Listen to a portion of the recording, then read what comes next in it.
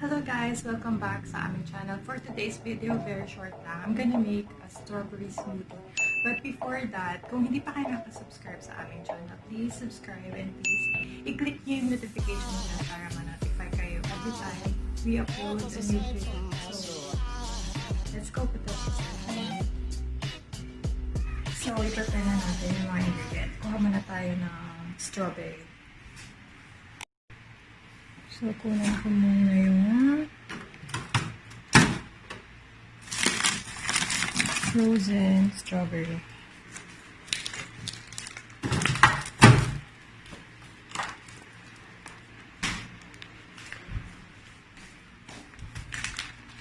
And then, kailangan pa natin ng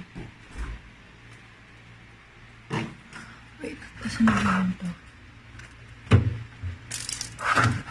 Almond milk.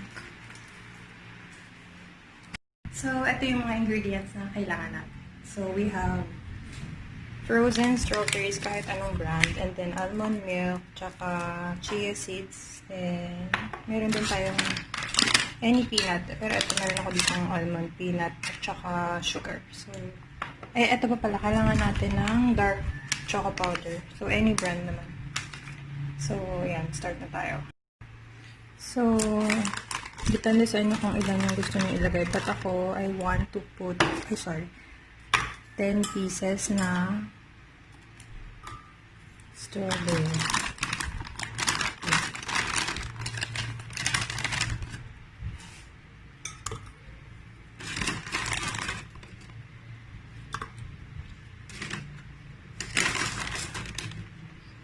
Ilan na ba yun?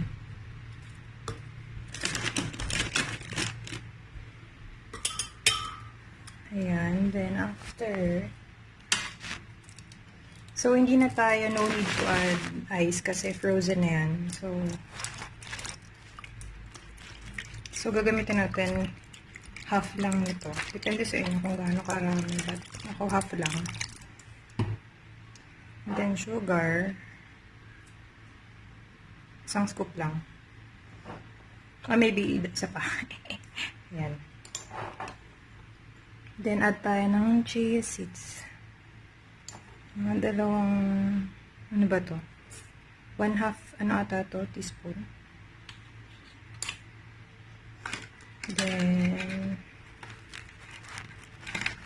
Then mag-a-add din ako ng almond nuts. So, I think, yung ano pa pala? Dark chocolate powder. So, any brand naman, pwede naman. So, I'm using dark chocolate na powder. So, kalahati lang na ito. I think okay na yan. So, yes. Ito na siya. So, time to blend this.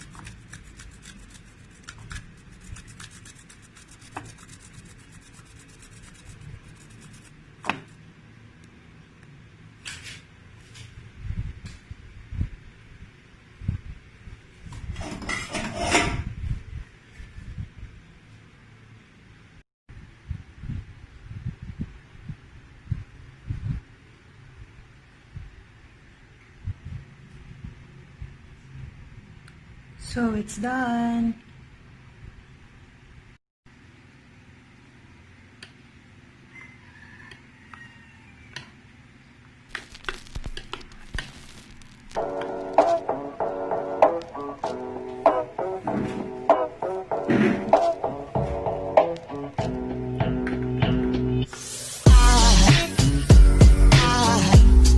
goes aside from my soul.